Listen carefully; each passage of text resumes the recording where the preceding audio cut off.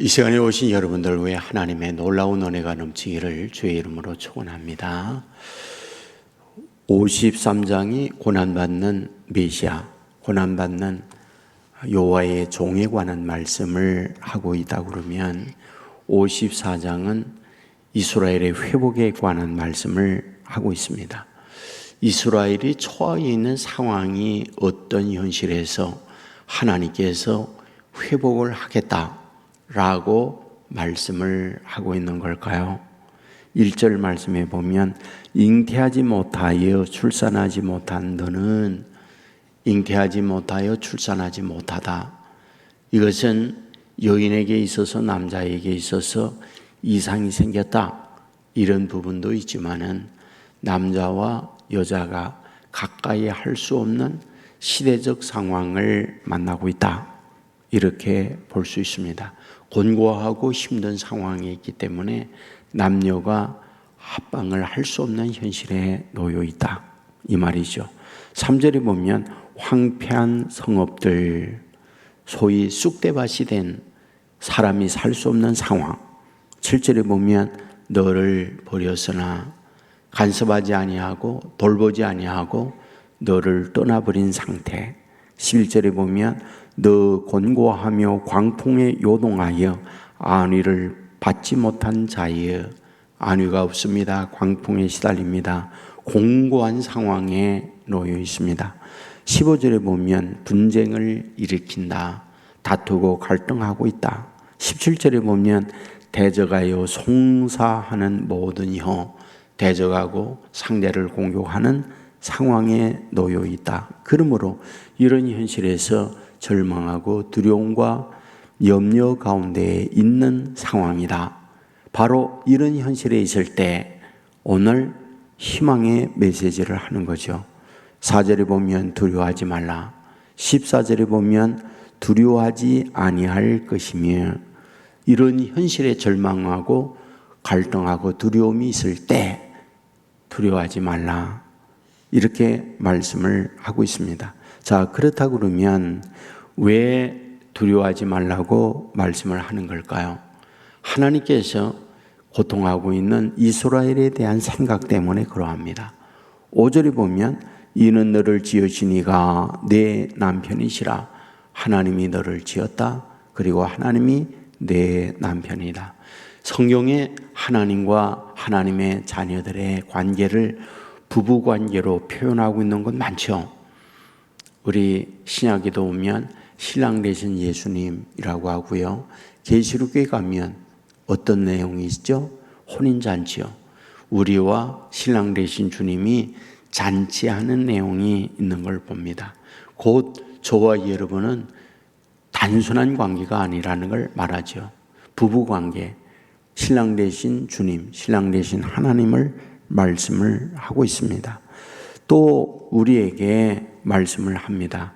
구체적으로 신랑 되신 하나님께서 어떻게 하느냐. 1절에 보면 홀로 된 여인의 자식이 남편 있는 자의 자식보다 많음이라. 이후에 합방을 하고 이후에 많은 자녀를 주신다. 3절에 보면 황폐한 성읍들을 사람 살 곳이 되게 해 주신다. 황폐하여 쑥대밭이 된 그곳에 다시금 사람 살 그런 곳으로 만들겠다. 4절에 보면 내 젊을 때 수치를 잊게 해 주겠다. 부끄러운 과거의 아픔, 이제는 너로 하여금 가슴을 펴고 당당한 인생을 살도록 만들어 주겠다. 6절에 보면 버림받았던 여인을 불러 다시 아내로 맞듯 하나님이 너를 불러주시겠다. 8절에 보면 하나님이 영원한 자비로 너를 긍휼히 여기겠다. 9절에 보면 홍수 심판이 다시는 없듯 너에게 다시는 이러한 재난, 이러한 어려움이 없도록 해주겠다. 그리고 놀라운 약속을 합니다. 10절에 보면 나의 화평의 언약은 흔들리지 아니하리라. 이와 같이 너와 화평한 약속은 흔들리지 않는다. 반드시 이 약속은 지켜준다 라고 말씀을 합니다. 그런데 이 약속이 변치 아니함을 약속을 하면서 오늘 본장에서 유달리 강조하는 게 있어요. 그것은 여호와의 말씀이니라. 이거를 다른 본문보다 참 많이 말합니다. 1절 마지막 부분에 보면 여호와께서 말씀하셨느니라. 6절 마지막 부분에 보면 내 하나님께서 말씀하셨느니라. 8절에 보면 여호와께서 말씀하셨느니라. 10절에 보면 여호와께서 말씀하셨느니라. 17절에 보면 여호와께서 말씀하셨느니라. 이걸 계속 강조해요. 여러분에게 말했죠. 하나님의 칭호가 있는데 만군의 여호와, 그러면 어마어마한 군대의 하나님이라는 뜻이라고 말씀을 드렸죠. 전능하신 하나님, 그러면 하나님은 못하시는 것이 없는 하나님이라는 뜻이라는 말씀을 늘 드렸잖아요. 그러면 여호와라는 칭호를 사용할 때 그 칭호의 의미는 무엇이라고요? 언약의 하나님이다. 이런 말을 할 때에는 여호와를 쓴다는 것. 그래서 약속된 그 부분에 대하여는 내가 손해가 있고 내가 어려움이 있달지라도 절대 바꾸지 아니한다 랄 때에 인감도장을 찍듯 말씀할 때는 여호와라는 이름을 쓴다. 이 부분에 대한 말씀을 많이 드렸잖아요. 맞아요. 여기에서 여호와께서 말씀하셨느니라, 여호와께서 말씀하셨느니라 계속 반복하지 않습니까? 그러니까 앞에 있는 이러한 말씀에 대하여 너희와 맺은 언약은 영 불변한다. 반드시 이와 같이 너에게 이루어진다라고 약속하는 말씀이다. 이거죠. 오늘 저와 여러분이 하나님의 자녀로 부름을 받았습니다. 저는 하나님의 자녀로 부름을 받은 확신이 그 어떤 것보다도 중요하다는 말씀을 정말 많이 드리거든요. 그러면 저와 여러분이 하나님의 자녀인지 아닌지 어떻게 압니까? 그거는 예수 그리스도를 구세주로 믿었다라면 그 믿는다라는 그 고백 자체가 하나님의 자녀로 부름을 받았다는 보증이다라는 말씀을 계속 드렸어요. 왜 그렇습니까? 예수님께서 말씀했거든요. 아버지가 이끌어주지 아니하면 누구도 내게 올 수 없다. 그러니까 예수를 믿도록 한 것은 내 부모로부터, 내 이웃으로부터, 누군가 친구로부터 어떤 과정을 통해서 태어나서 예수님을 믿었습니다. 그러면 그 믿는 것은 누구를 통해서 믿었지만은 하나님께서 저와 여러분을 택하여 하나님께로, 주님께로 오게 하여 주었기 때문에 가능한 일이었다. 그거죠. 그러므로 이 사실을 우리가 믿는다고 할 때, 예수님께서 하신 말씀을 그대로 받아들인다고 할 때 저와 여러분은 누구다? 하나님께서 저와 여러분을 택하여 주었구나, 하나님의 자녀로 삼아 주었구나 라고 하는 보증수표를 우리가 받았다. 이 사실을 믿으시기를 주의 이름으로 축원합니다. 바로 그런 우리에 대하여 어떻게 한다? 너희들 책임진다는 거예요. 한 번 부르고 나서 어떤 어려움과 어떤 문제가 있다고 우리를 버리는 분이 아니라는 거예요. 때로 우리가 곁길로 갈 수 있습니다. 믿다가도 추락하거나 믿다가도 선을 넘거나 믿다가도 세상으로 나갈 수도 있습니다. 하지만 하나님의 택한 백성은 여러분 보세요. 내가 내 마음대로 사는 것 같은데 어떤 상황, 어떤 누구를 통해서 그러면 안 되지, 그러면 안 되지. 마음에 엄청난 노크를 해요. 퉁탕거리면서 돌아오도록 사인을 줍니다. 왜? 하나님의 택한 자녀이기 때문에 그런 과정을 통해서 우리를 다시 돌아오도록 만들고 반드시 구원의 은혜를 허락해 주고야 만다. 이것이 저와 여러분을 향한 하나님의 약속이다. 이 사실을 믿으시기를 주의 이름으로 축원합니다.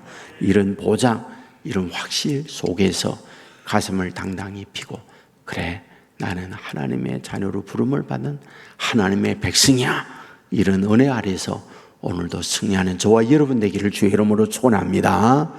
기도하겠습니다. 은혜로우신 아버지 하나님, 잠든 우리를 깨워주시고 주의 전으로 불러주시니 감사함을 드립니다.